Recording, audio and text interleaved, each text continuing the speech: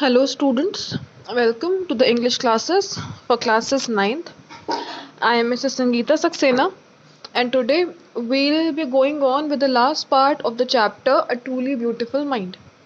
In the last time we detailed the part where we got an insight in Einstein's private life. Now let's see what happens next. When the Nazis came to power in Germany in 1933, Einstein emigrated to the United States. 5 years later, the discovery of nuclear fission of Berlin had American physicists in an uproar. Many of them had fled from fascism, just as Einstein had, and now they were afraid the Nazis could build and use an atomic bomb. At the urging of a colleague, Einstein wrote a letter to the American President Franklin D. Roosevelt on 2nd August 1939 in which he warned a single bomb of this type exploded in a port might very well destroy the whole port together with some of the surrounding territory. His words did not fail to have an effect. The Americans developed the atomic bomb in a secret project of their own and developed it on the Japanese and dropped it on the Japanese cities of Hiroshima and Nagasaki in August 1945.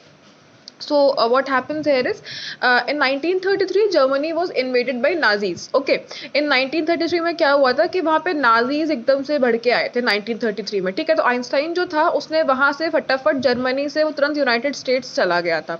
ठीक है, 5 साल बाद क्या हुआ था कि जब Berlin में, बर्लिन इज इन जर्मनी, वहाँ पे न्यूक्लियर फिजन की मतलब वो जो हुई थी, डिस्कवरी हुई थी कि न्यूक्लियर फिजन कैसे होता है. न्यूक्लियर फिजन जो होता है वो बेसिकली एटॉमिक बॉम्ब में यूज होता है. एटॉमिक बॉम्ब जो होता है वो उसके अंदर जो केमिकल रिएक्शन होता है वो न्यूक्लियर फिजन होता है. ठीक है, तो जो अमेरिकन फिजिसिस्ट थे वहां के, वो ना क्या कहते हैं बहुत जोरों शोरों से बर्लिन में क्या कहते हैं ये ढूंढ रहे थे कि न्यूक्लियर फिजन की उनको थ्योरी मिल गई थी. ठीक है, और क्या कहते हैं बहुत सारे जो थे ना वहां से वो भाग गए थे आइंस्टाइन के तरीके से. और अब वो क्या कहते हैं बहुत डरे हुए थे कि जो नाजीज हैं इन्होंने हो सकता है एटॉमिक बॉम्ब डिस्कवर कर लिया हो.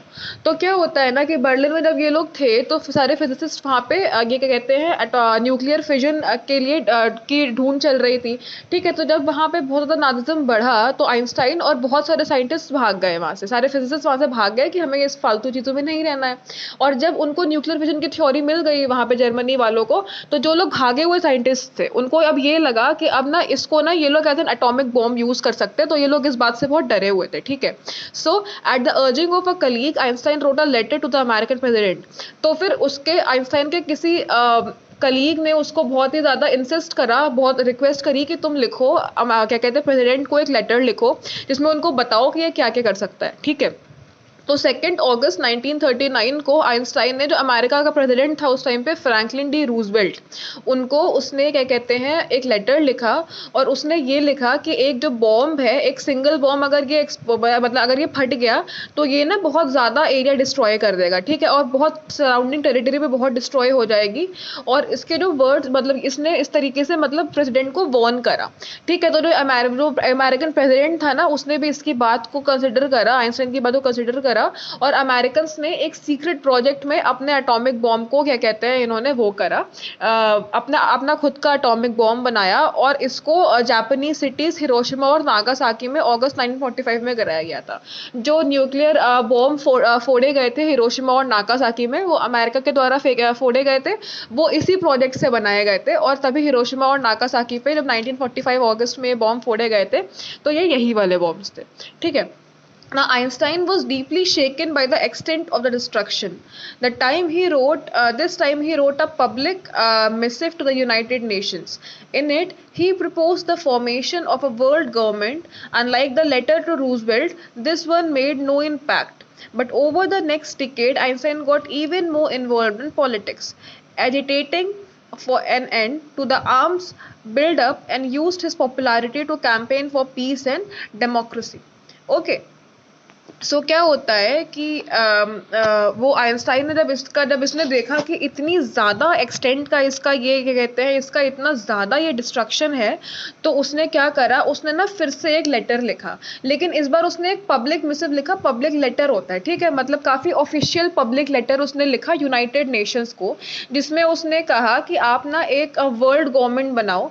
ठीक है, और जैसे क्या कहते हैं मतलब एक वर्ल्ड गवर्नमेंट बनाओ जो कि ऐसे पीस वगैरह के लिए काम करेगी. ठीक है, लेकिन लेकिन जैसे वो वाला लेटर इम्पैक्ट कर रहा था जो उसने रूजवेल्ट को लिखा था, ये यूनाइटेड नेशंस वाले लेटर का इतना इम्पैक्ट नहीं था, ठीक है।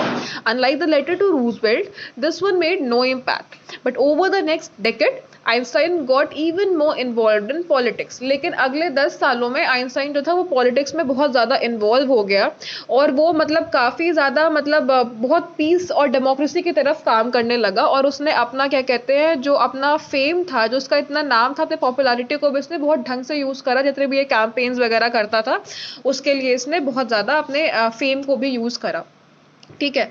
Next what, when Einstein died in 1955 at the age of 76, he was celebrated as a visionary and world citizen as much as a scientific genius.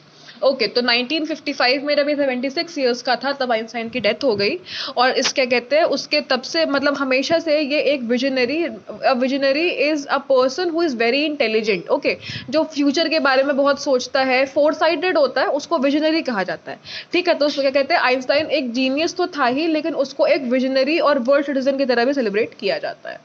So this was the overall biography of Einstein that we have gone through here. So I hope that you understood this well. So in the next turn, I'll be giving you question answers of the same chapter. So that's all for today. Have a nice day.